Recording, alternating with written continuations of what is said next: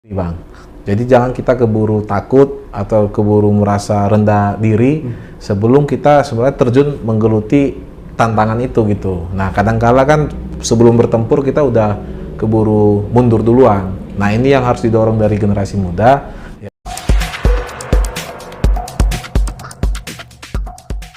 Dia itu lulusan dari ITB, S1 dan S2-nya dari ITB. Pernah menjadi ketua umum GMKI, saat ini menjadi sekretaris umum GAMKI. Dia juga pendiri dari Rumah Milenial Indonesia. Saya selalu mengikuti terus pemberitaan tentang Sahat karena online ini kan juga membantu kita mengikuti jejak seseorang. Siapa? Bung Sahat terus aktif sebagai orang muda berkarya. Mungkin saya tanya dulu, Rumah Milenial itu, Rumah Milenial Indonesia, bagaimana sekarang? Apa kegiatannya sekarang? Ya, kalau Rumah Milenial Indonesia ini kan kita bentuk sekitar tahun 2018, Bang. Ya. 2018 supaya ini menjadi wadah bagi. Waktu masih ketua umum. Ya, GMKI. pas masih ketua umum GMKI, karena kita melihat tidak banyak mahasiswa atau generasi muda itu yang tertarik masuk ke GMKI atau organisasi yang mirip-mirip seperti GMKI, misalnya dari agama yang lain kan, kayak ada HMI, IMM dan lain. Nah, kenapa? Karena kalau GMKI itu misalnya dia lebih kaku, lebih formal, ada kaderisasi, ada penerimaan, ada diskusi yang mungkin rapat sampai bermalam-malam, sampai malam begitu kan. Nah, makanya kita lihat perlu ada wadah yang lebih fleksibel, lebih santai. Makanya kami dengan teman-teman membuat Rumah Milenial Indonesia. Nah, jadi di sini kita buat pelatihan, seminar, kemudian juga kegiatan-kegiatan yang lebih kreatif lah bagi anak-anak muda dan tidak terlalu terikat. Jadi kapan mau ikut, ayo gabung. Kapan misalnya dia nggak mau ikut, ya silakan aja gitu. Sahat juga termasuk kaum milenial kan. Bagaimana memberdayakan mereka? Tentu ini kan punya daya kepemimpinan mengelola kekuatan milenial. Jadi kalau dari anak-anak muda sendiri, yang pertama kita harus bangun itu kan adalah kompetensi, Bang. Jadi kita harus mendorong anak muda kita itu punya spesifikasi, kira-kira dia fokusnya ke apa, misalnya bidangnya, misalnya atau keilmuannya seperti apa. Nah, sehingga ketika dia sudah lulus, kita nggak hilang jalan. Nah, sering banyak teman-teman yang sudah kuliah misalnya, ataupun yang sudah lulus lah dari sekolah kuliah ataupun dari sekolah-sekolah menengah begitu, hilang jalan. Kita nggak tahu kita setelah itu mau kemana. Nah, ini tantangan anak-anak milenial, anak-anak muda sekarang. Nah, kita ingin generasi muda ini, Bang, bisa punya kompetensi, spesifikasi, dan yang kedua adalah percaya diri, Bang. Jadi jangan kita keburu takut atau keburu merasa rendah diri sebelum kita sebenarnya terjun menggeluti tantangan itu gitu. Nah, kadangkala kan sebelum bertempur kita udah keburu mundur duluan. Nah, ini yang harus didorong dari generasi muda. Ya, jangan merasa rendah karena dia muda, tapi ya percaya diri gitu untuk bisa melawan atau menghadapi tantangan, Bang. Bung Sahat ini kan mulai dikenal ketika ketua umum GMKI ya. Pernah menghadirkan Presiden Jokowi di satu acara Kongres GMKI. Ini satu hal yang dibicarakan juga ya. Sekarang juga jadi sekum dari satu organisasi pemuda GAMKI. Ini kan ini tidak main-main ini. Apa sebenarnya embrio dari Sahat itu? Kalau kita kembali tanya jejak rekam dari keaktivisan Sahat. Jadi sebenarnya ini kan, Bang, buah itu jatuh tidak jauh dari pohonnya. Orang tua mungkin ya? Jadi orang tua saya memang sejak kuliah dulu, ternyata saya baru tahu juga setelah saya aktif di organisasi.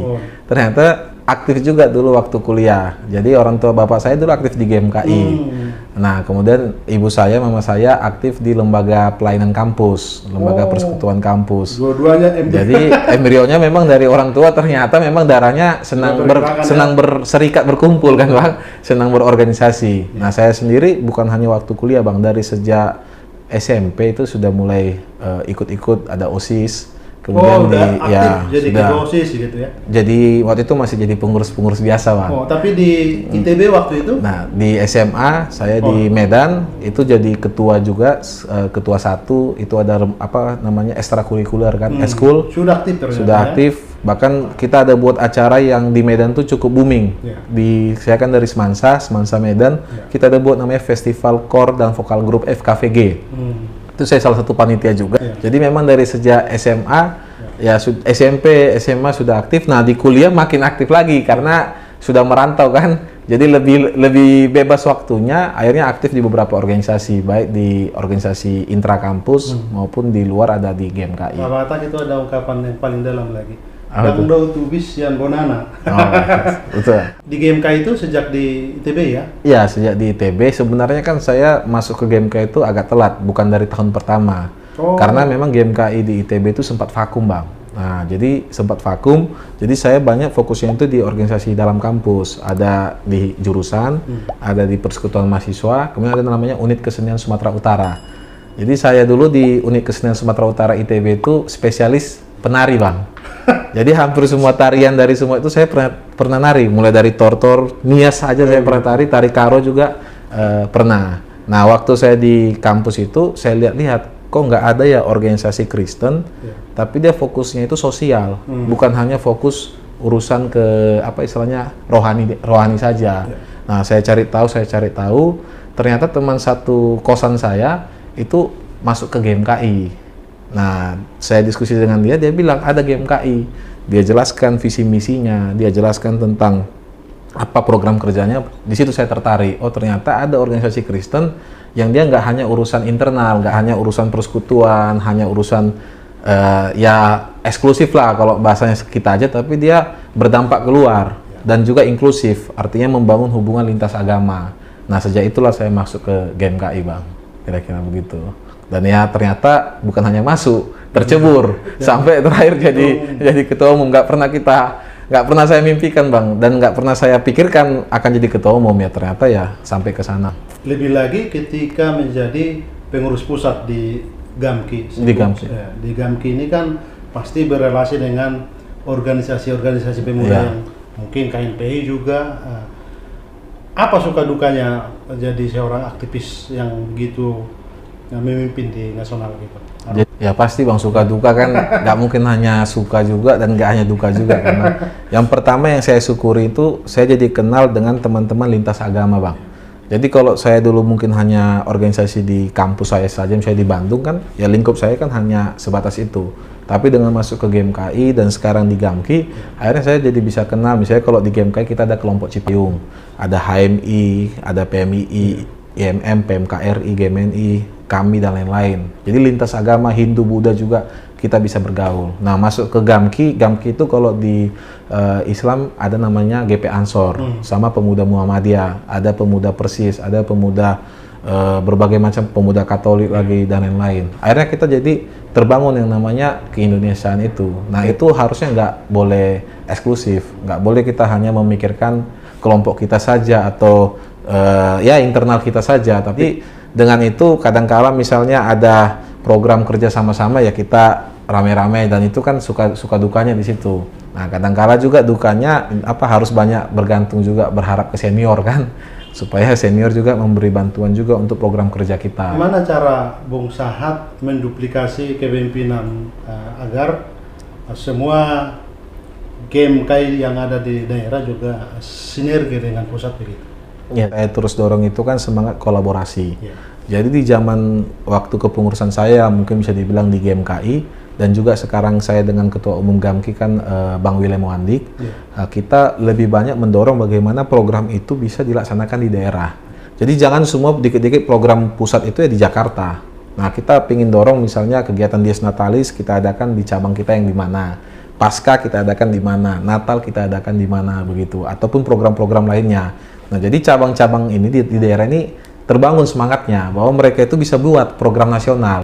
Bahwa program nasional itu nggak hanya harus di Jakarta, tapi terdesentralisasi ke daerah-daerahnya. Animo teman-teman untuk ber-GMKI atau ber-GAMKI itu ya lebih semangat lagi, dan mereka juga levelnya ya lebih level up, lebih naik kelas lah gitu kira-kira. Misalnya kalau dulu mereka buat kegiatan mungkin yang bisa diundang mungkin misalnya wali kota atau bupati, kita buat acara Pasca Nasional atau Natal Nasional yang hadir menteri atau minimal pembicara dari Jakarta gitu, dari pusat kan, itu bagi daerah sendiri suatu kesempatan yang berharga. Dan yang kedua itu kaderisasi Bang yang kita mantapkan Bang. Jadi waktu saya di GMK dulu kita punya namanya program kaderisasi tingkat nasional gitu Bang yang dibentuk oleh Kongres, oleh sekolah ya? Iya, semacam kaderisasi kan, pola dasar sistem pendidikan kader. Terus berjalan itu ya? Iya. Kemudian apa perbincangan kalian sebagai pengurus pusat GMKI dengan teman-teman yang juga organisasi lain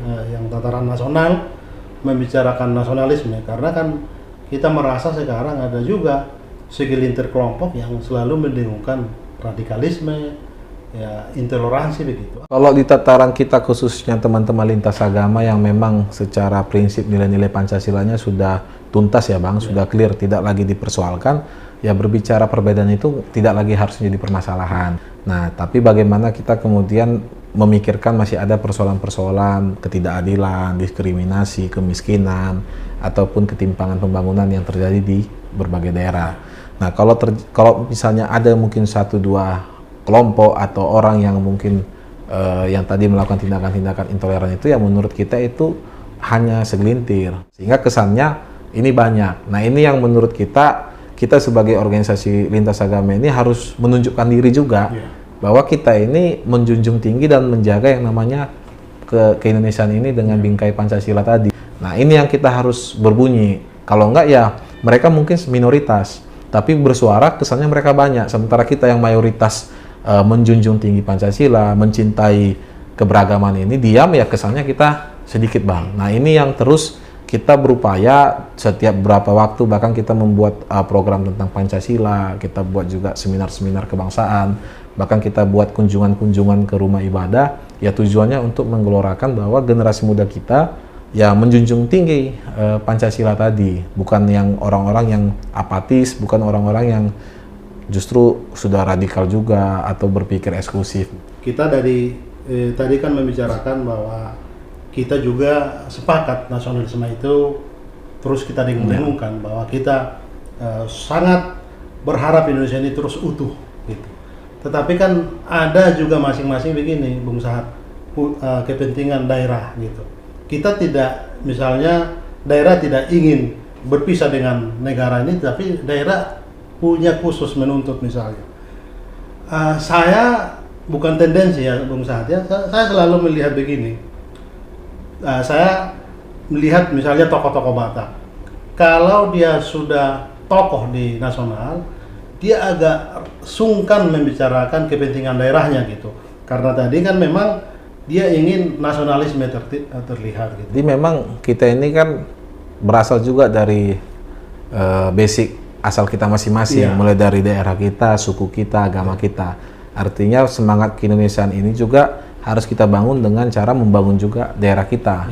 Kalau enggak kan ya sama aja, daerah tidak terbangun, ya Indonesia juga secara nasional juga kan ya tertatih-tatih. Nah, kalau saya rasa sih berbicara tadi misalnya orang Batak berbicara Sumatera Utara, ya harusnya memang jadi tanggung jawab kita juga. Nah, saya sendiri dengan beberapa teman, walaupun ya kita hitungannya kan masih muda lah ini kan Bang, masih lagi berjuang juga. Sebelum COVID itu sempat kita membuat ada bimbingan belajar, kita sempat buat juga program Toba untuk wisata Toba. Kemudian juga waktu hangat-hangatnya tentang kawasan Danau Toba ini sebagai wisata prioritas, kita bikin juga namanya Toba Odyssey. Jadi kita membuat paket-paket wisata, kita kemudian bekerjasama dengan beberapa termasuk dengan BODT, dengan Kemendikbud, Kemenpar, kita kerjasama untuk program wisata di Danau Toba. Nah, itu bentuk-bentuk upaya kita, dan saya rasa banyak seharusnya tokoh-tokoh Batak dari yang sekarang mungkin sudah berkiprah di nasional, baik di politik, baik di pengusaha. Nah, ini yang menurut saya ya harus terus disuarakan, harus terus didorong. Jangan sampai ya kita pulang kampung hanya pas pesta kan Bang. Kalau bisa sambil lihat ada usaha-usaha kecil, ada misalnya contoh kayak sekarang saya dengan teman-teman ada buat kopi di sekitar. Jadi kalau pulang ke sana kadang-kala ya saya datang ngelihat kafe apa produknya? Kafe. Oke. Namanya Kopi Bahagia. Nah, ini promosi dikit kan. Jadi ya supaya apa? Ya kita kecil-kecil Bang. Di jalan apa? Nanti kalau kita hampir biar di jalan Bahagia Bang. Oke. Namanya di Siantar. Nah, jadi itu bentuk ya semangat kita. Dan saya yakin banyak tokoh-tokoh Batak yang punya kapasitas kemampuan jauh lebih besar dari itu Bang untuk membangun kampung halaman kita. Itu Bung Martin, sekarang ini di komunitas Batak ya, karena saya ikut berkecimpung membicarakan itu juga, diskusi dengan itu tentang Provinsi Tapanuli kembali didiskusikan gitu. Ini sambil minum Bang ya. Silakan. Karena bahas Provinsi Tapanuli ini harus minum dulu kita Bang. Silakan. Ini dilepas Bang ya. Karena belum ada sponsor. Nanti kalau udah ada sponsor nggak bisa pasang logo. Ya kita tidak permisi dan nanti dikira mempromosikan. Karena ini kan sebenarnya sudah kerendian lama, hampir lahir. Tetapi kemudian ya jambang bayi itu saya silakan lah, kemudian gugur gitu. Pertanyaan saya sebenarnya banyak juga orang yang agak tidak nyaman membicarakan itu, seperti mau memisahkan diri begitu. Apa pendapat Bung Sahat di pembicaraan ini, narasi untuk membicarakan Provinsi Tapanuli? Nah, kalau yang saya lihat kan pertama, apakah memang secara sumber daya kita itu sudah siap untuk bisa kemudian menjadi suatu provinsi? Karena kan tidak hanya Tapanuli, artinya banyak provinsi-provinsi lain juga kan yang mau memekarkan diri. Artinya Papua kan? Artinya ini bukannya Papua, Bung. Banyak sekali kalau dilihat daftarnya itu kan banyak itu, baik yang provinsi maupun yang kabupaten kota. Artinya itu bukan hal yang tabu. Memang itu ya keinginan mungkin setiap daerah, karena mungkin dia ingin ada pemerataan, ingin daerahnya bisa lebih berkembang, ya dia ingin memekarkan diri. Artinya itu pertama pasti bukan hal yang tabu. Nah, yang kedua, bagaimana kesiapan kita, Bang? Dalam hal ini Tapanuli kan, Bang, apakah siap memang untuk kemudian menjadi satu provinsi? Nah, kalau saya lihat secara objektif lah, walaupun mungkin dari sudut pandang saya sendiri, pertama dari segi sudut pandang SDM, ya saya lihat kita punya potensi. Karena anak-anak muda kita ataupun ya orang-orang yang punya kompetensi itu ada di berbagai bidang, begitu. Baik yang ada sekarang tinggal di sana, maupun yang sedang tinggal atau kerja di luar.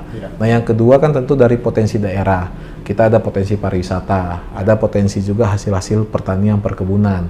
Kemudian juga mungkin dalam hal pendidikan juga kita ada juga beberapa kampus, dan tentu ada fasilitas ataupun sarana-sarana pendukung lainnya yang harus ada kan, Bang. Dan menurut saya ya ini ada, dan kalaupun belum ada bisa dikerjakan sebenarnya. Nah, jadi dari segi kesiapan ya saya rasa dengan mungkin ada beberapa daerah lain juga di luar Sumatera Utara yang ingin memekarkan diri, ya Tapanuli ini salah satu yang siap. Nah, tinggal sekarang bagaimana kita menyatukan hati, kemudian juga ya ini tujuannya untuk pembangunan, bukan ada kemudian tendensi misalnya supaya nanti secara politik orang jadinya bisa maju juga di sana atau bagaimana. Menurut saya itu hanya kelompok-kelompok tertentu lah yang karena kepentingan politik dia, tapi ya ini kita melihatnya ya kepentingan rakyat, kepentingan masyarakat, supaya terjadi pemerataan dan juga supaya daerah itu semakin berkembang dengan potensinya, Bang. Nah, itu yang menurut saya pertama kita menyatukan hati, yang kedua ya jangan keburu ada prasangka, misalnya nanti ada siapa yang bersuara, berarti dia punya kepentingan, mungkin mau maju nanti jadi kepala daerah di sana atau apa. Nah, itu yang harus kita buang, prasangka-prasangka seperti itu, supaya memang tujuannya itu ya provinsi ini bisa terbentuk, Bang, begitu. Sebagai kaum muda berharap juga itu terjadi, asal dilalui dengan proses yang baik, yang sehat, yang sesuai regulasi, dan hilangkan semua prasangka-prasangka yang ada. Misalnya kalau mungkin yang mendorong ini ada kelompok ini, keburu ada nanti lagi ini jadi ribut-ribut sendiri, Bang. Nah, ini yang menurut saya jadi nggak bermanfaat juga untuk kepentingan kita. Belajar dari sejarah berarti kita tidak boleh tendensi anarkis atau terlalu positive thinking aja kita. Sesuai aturan, sesuai regulasi begitu, Bang. Kira-kira ada pendapat juga begini, Bung Sahat. Buat apa lagi Provinsi Tapanuli? Toh pemerintah pusat dalam hal ini Presiden Jokowi sudah memberi hati ke kawasan Danau Toba berkali-kali datang ke kawasan itu. Ini kan pembangunan yang sangat masif di kawasan kita. Buat apa lagi gitu?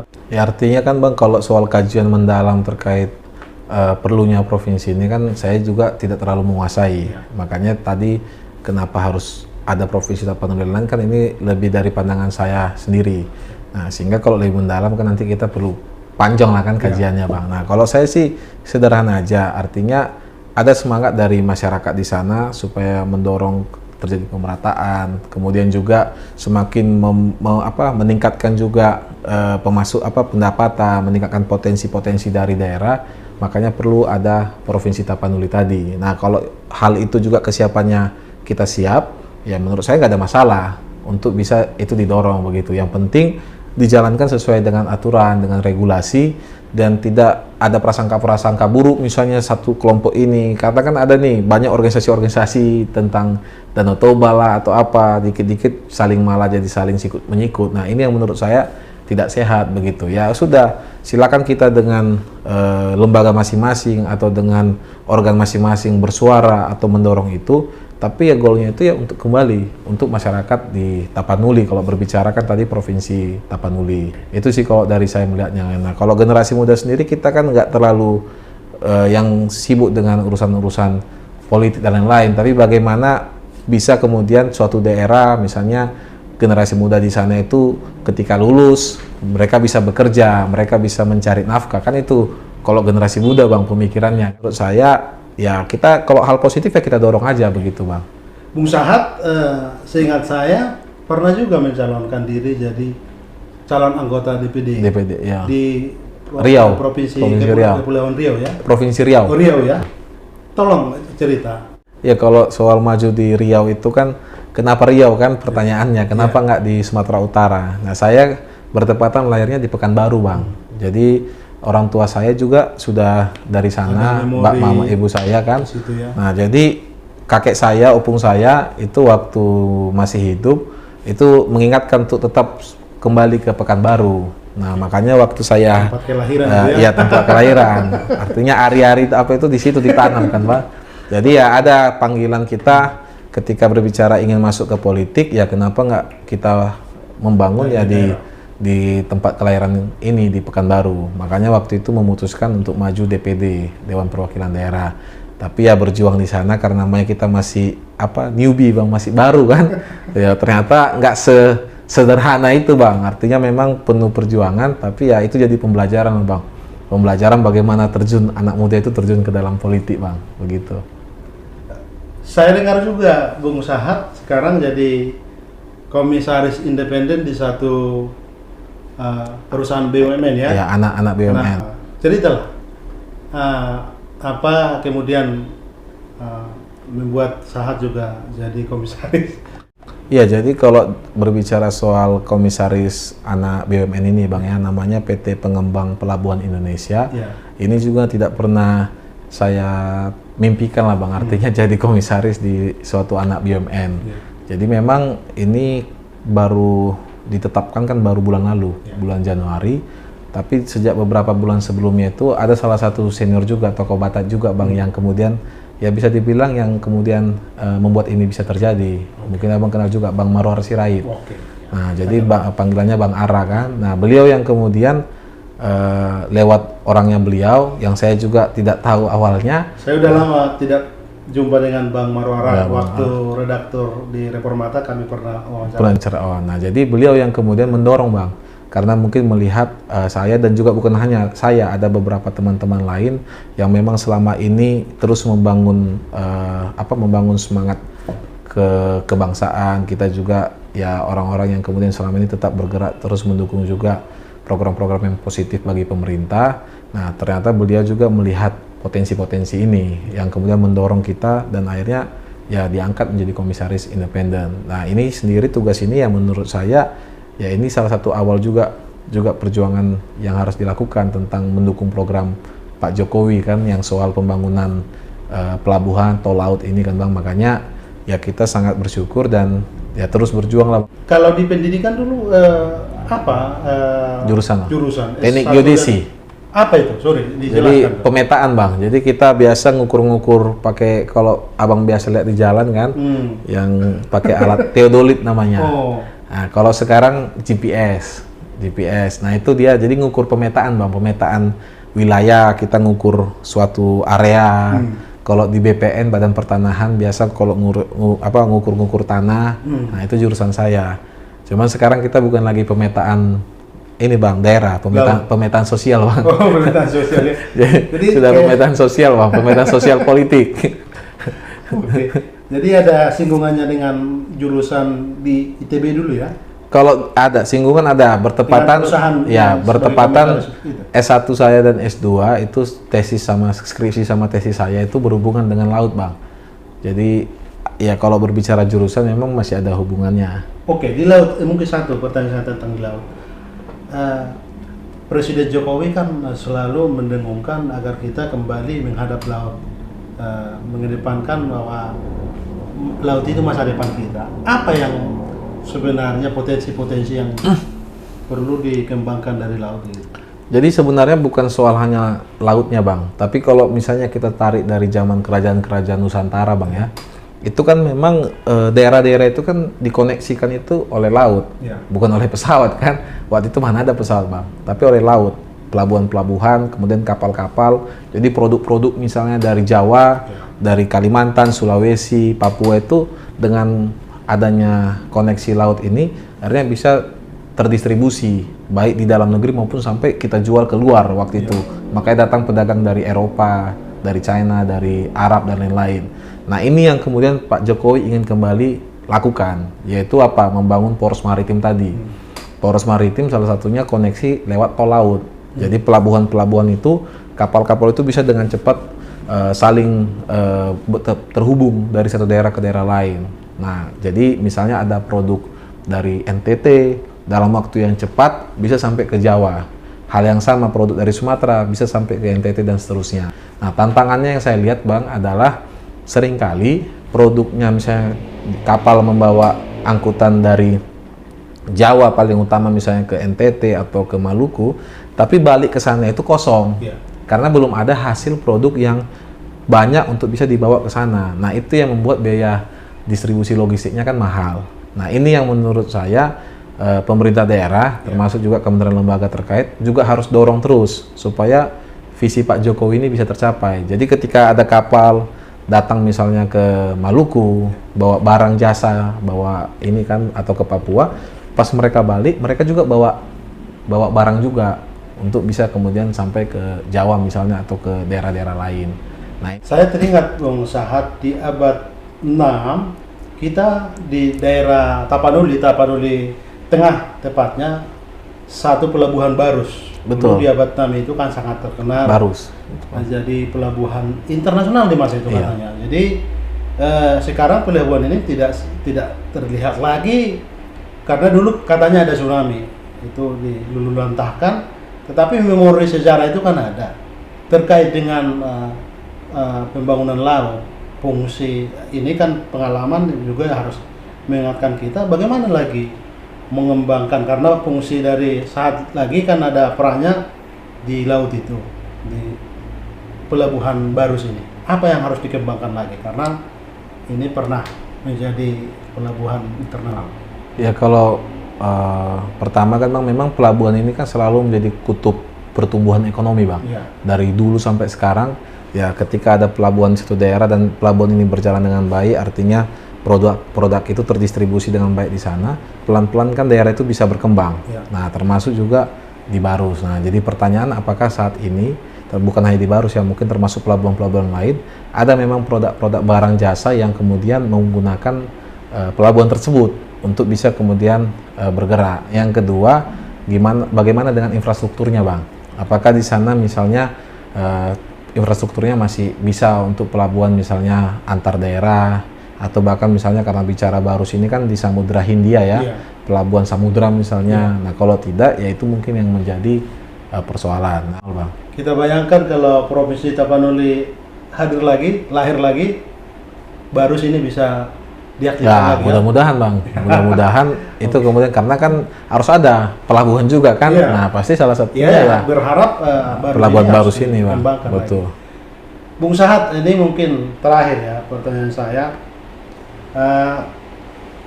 Tadi kan saya ingat penjelasan Bung Sahat ini perlu kepercayaan diri. Anak muda harus percaya diri. Sebagai orang yang berpengalaman, anak muda yang berpengalaman di organisasi. Biar paling tidak kan adik-adikmu di mahasiswa kan perlu juga mendengarkan ini apa kiat-kiat, kisi-kisi untuk kita bisa aktif mobile dan bisa bermain di kaca nasional begitu. Jadi kalau yang pertama Bang, yang penting itu kita harus punya visi Bang. Artinya kita tahu kita itu mau kemana. Jadi kita nggak bingung. Jadi kita sudah punya rencana. Dan biasanya itu di masa kuliah itu momen-momen krusial Bang, untuk kita bisa menentukan rencana kita setelah lulus ini kemana. Nah dari sejak perencanaan itulah baru masuk ke tahapan kemudian yang menyiapkan diri.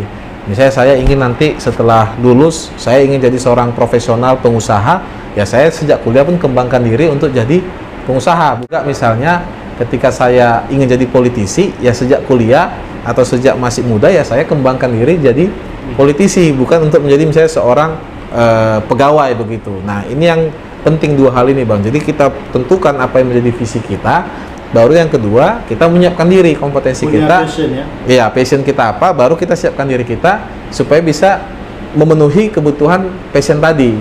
Nah baru yang ketiga kita harus manfaatkan jejaring Bang. Makanya berorganisasi itu menurut saya penting, sehingga ketika kita memang punya jejaring kita akan lebih dekat untuk bisa sampai ke visi kita tadi. Jadi nggak cukup menurut saya hanya punya visi dan juga punya kompetensi, harus juga punya relasi Bang. Jadi harus ada relasi. Dan yang keempat, yang penting terakhir menurut saya itu adalah tetap kita juga berserah Bang. Artinya semua rencana juga, tapi kalau kita ini hanya mengandalkan kekuatan dan kemampuan kita, yang nggak ada manfaatnya juga. Jadi tetap kita berserah, dan juga jangan juga hanya ego dengan diri kita. Kita punya keluarga, teman-teman, senior, sahabat juga, ya harapannya saling mendukung satu sama lain.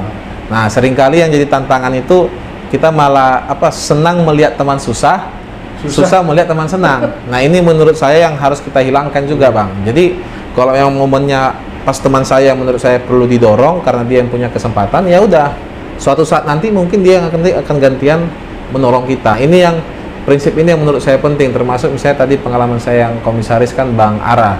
Beliau juga tekankan, suatu saat sekarang mungkin saya yang dukung kamu, tapi suatu saat nanti ya kamu harus dukung adik-adik yang di bawah. Nah ini yang menurut saya penting juga bagi generasi muda kita. Jangan kita merasa kalau kita sudah sukses ya kita sudah sendiri aja gitu. Harus ingat juga dengan masih ada adik-adik kita yang harus kita tarik juga gitu Bang. Menarik Bung Sahat, yang terakhir itu kita berserah pada Tuhan. Memang itu kekuatan yang kita andalkan. Terima kasih waktumu. Sudah memberi waktu untuk Suara Tapian. Siap Bang, terima kasih banyak.